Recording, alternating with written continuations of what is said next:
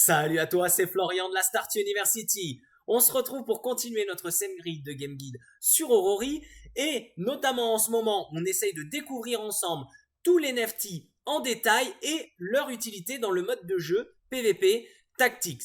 Alors aujourd'hui, on va s'attaquer à Blockshoy. Alors Blockshoy, c'est le support par excellence dans Aurori PvP Tactics. En fait, il ne sert quasiment qu'à ça. Tu vas heal tes alliés, tu vas les buff. Dans certaines situations, tu pourras même debuff tes ennemis. Dans de très rares cas, tu peux infliger quand même des petits dégâts, mais soyons honnêtes, ils sont relativement faibles. D'un point de vue tanking, on n'est pas encore sur quelque chose d'aussi fragile qu'un Zoo ou un Deep King, mais on est très loin d'avoir quelque chose d'assez costaud. Alors à moins que tu aies un FT Blockshoy légendaire, et même là, attention à lui. Donc on est vraiment un healer par excellence, comme dans la plupart des MMORPG. On va essayer de se tenir en retrait et on va heal et buff ses alliés. Allez, comme à notre habitude, on se fait un petit point stat sur Blockshoy. Blockshoy, malheureusement, on a besoin de toutes ces statistiques. Alors, pas vraiment toutes. Il y en a une qu'on n'a pas besoin. Et donc, bien déjà, celle-là, tu peux vraiment la mettre de côté. Vraiment, c'est du bonus. Et encore, c'est un bonus qui ne sert pas à grand-chose parce que malheureusement, on ne se sert pas de bloc pour faire des dégâts. Eh bien, c'est sa puissance physique. Vraiment, là, la puissance physique, c'est vraiment la dernière chose que tu veux monter et même, voilà, t'en as vraiment pas besoin. Et pour le reste de ces autres stats, malheureusement, elles seront toutes utiles. Il faudra quand même avoir un Blockshoy avec pas mal des autres statistiques pour pouvoir être assez compétitif. Et si on devait mettre un ordre de priorité sur ces 5 autres stats, eh bien, pour moi, la plus importante serait les points de vie. Quand tu heal, tu perds des points de vie. Tu es un peu plus résistant en ayant des points de vie. Vraiment, les points de vie, c'est probablement la stat la plus importante. Et en seconde position, ou peut-être même première ex-aequo, l'initiative. Il faudra quand même avoir une bonne initiative pour pouvoir bien caster tes sorts. Surtout que son ultime, il coûte énormément d'unités de temps. Donc vraiment, c'est toujours bien de pouvoir réduire un petit peu. Donc pour moi, PV, initiative. Et en troisième position, là, personnellement, je privilégierais plutôt la défense physique et la défense éther pour être un peu plus résistant. Si tu n'as pas beaucoup de défense physique et défense éther, là, c'est à toi de faire très attention à ton positionnement. Ce n'est pas indispensable, c'est mieux parce que ton Blockshoy sera beaucoup plus faible et il sera beaucoup plus susceptible à se prendre d'énormes dégâts. Et puis la puissance éther, donc vraiment, je la mettrai puissance éther pareil, au même rang que les deux autres. La puissance éther, il t'en faut quand même parce que ça va te permettre d'augmenter la puissance de tes sorts. Allez, on commence avec le passif de Blockshoy, Verdure.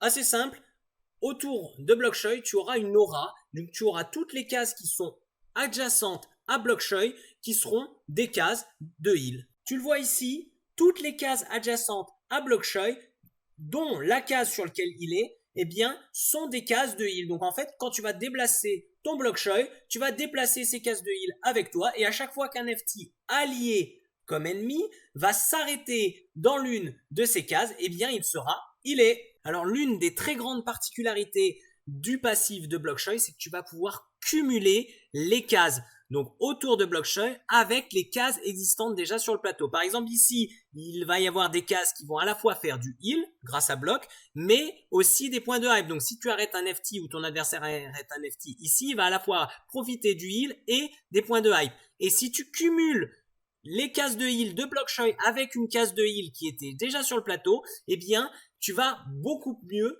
te healer, ou en tout cas le NFT qui va s'arrêter sur cette case va à la fois recevoir le heal de Blockshoy du passif plus le heal de la case. Premier sort de Blockshoy, cycle de vie extrêmement simple, on va simplement healer un allié, lui rendre des points de vie. Attention, on va consommer une partie de nos points de vie. Deuxième sort, sentiment apaisé. C'est un debuff, on va réduire les dégâts des capacités de votre adversaire et de ses attaques, donc que ce soit magique ou physique, pendant 2 tours. Et en plus, on va lui retirer des points de hype. Alors, j'ai pas grand chose à dire sur ce sort, il est très situationnel. Peut-être simplement qu'il peut être utilisé lorsque vous voulez empêcher votre adversaire de faire un combo et lui faire perdre quelques points de hype. Et si jamais vous en êtes victime, dites-vous bien que vos dégâts seront vraiment ridicules. Donc des fois, il vaudra mieux passer son tour plutôt que de tenter de faire des dégâts. Allez, troisième sort de bloc, étreinte de racines. Simplement, tu vas envoyer des racines qui vont attraper les pieds du NFT et qui ne pourra pas bouger au prochain tour. Par contre, tu vas booster sa défense. Alors, c'est un sort très peu utilisé. Vraiment, je l'utilise quasiment jamais personnellement et je vois très rarement d'autres joueurs l'utiliser. Peut-être que tu vas pouvoir t'en servir pour bloquer un NFT adverse, donc l'empêcher de se déplacer juste avant qu'il achève l'anti-NFT s'il avait pu se déplacer.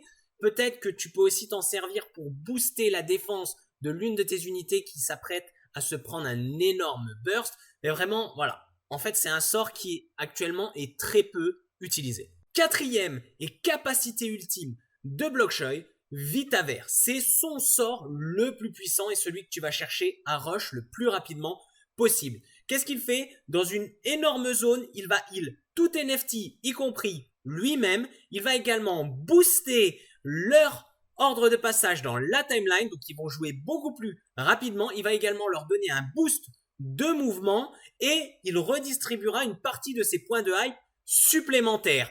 Attention, ce sort va coûter énormément d'unités de temps à Blockshoy. Alors comment ça marche? Très simple, regardez, on a déjà une range énorme. En général, on va être du 3 par 3 de chaque côté.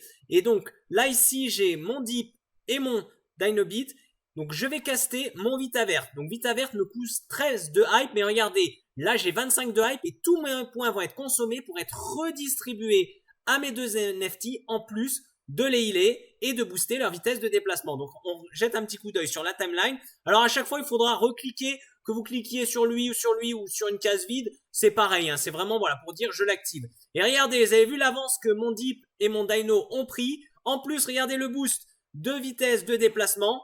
Donc ici, vous avez vu, hein, habituellement un Dynobit c'est que 2. Là, je peux aller vraiment super loin et en plus, j'ai énormément d'avance dans la timeline, donc je vais pouvoir faire pas mal de choses. Et mon Blockshoy a perdu tous ses points de hype supplémentaires et il les a redistribués. Alors, si vous avez juste 13 points de hype, vous allez générer que 3 points de hype à chacun de vos NFT, comme un ultime standard. Mais si vous en avez plus, vous allez en redistribuer une partie. Alors, j'ai pas le détail exact des calculs, mais attendez-vous, lorsque vous voyez un Blockshoy avec vraiment énormément de hype, à ce qu'il le redistribue à chacun de ses NFT. Avant de se quitter, petit point stratégique, tu l'as compris, Blockshoy, il va falloir le protéger. En général, tu le mettras derrière ta frontline et tu vas t'en servir pour heal et buffer tes unités. Et vraiment, en fait, c'est le positionnement de Blockshoy qui va faire toute la différence entre un bon et un très bon joueur. Et en général, tu vas essayer de rush le plus rapidement possible le Vitaver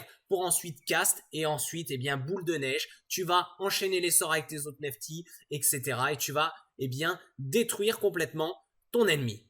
Et niveau compo, comme d'hab, je rentre pas trop dans les détails puisqu'on aura vraiment des vidéos un peu plus compo et stratégie dans le futur. Mais je vais vous en proposer quelques-unes. Donc la première, bateau, c'est Dino, Bite et Block. Très simple. Le but du jeu, c'est maintenir en vie son Bite Beat jusqu'à qu'il devienne extrêmement fort en late game, protéger quand même son bloc et puis stun un maximum et contrôler avec le Dino. Voilà, une autre petite compo, alors c'est probablement d'ailleurs la compo la plus forte de la méta actuelle. Dino, Number 9, Block. Donc on est sur du contrôle pur et dur, on va être sur des parties très longues par contre, minimum 10 minutes. Donc pour des farmers comme nous qui jouons en free-to-play et qui essayons simplement de farmer de l'ori, c'est pas forcément ce que je recommande. Par contre, en tant que joueur free-to-play, vous pouvez grind pas mal le leaderboard avec cette compo parce qu'elle est vraiment assez broken en ce moment. Par contre, positionnement au maximum, il va falloir gérer votre positionnement et vous attendre à jouer des parties très longues et assez ennuyeuses. Bon, et sinon, il y a pas mal d'autres compos qu'on peut faire. En général, on aime toujours avoir avec notre bloc un Dino, ils synergisent tous les deux très bien ensemble et sont très forts. Et ensuite, la troisième unité peut facilement changer. Alors, il existe d'autres compositions possibles, notamment avec du Axo Bubble. On pourrait remplacer le Dino par Axo. Voilà, après, ça devient des compos un peu plus complexes à jouer. On en parlera plus tard. Eh bien, c'est tout pour la vidéo d'aujourd'hui. J'espère qu'elle t'a plu. Si c'est le cas, n'hésite pas à liker et à t'abonner. Et sinon, on se retrouve très prochainement pour découvrir le prochain NFT.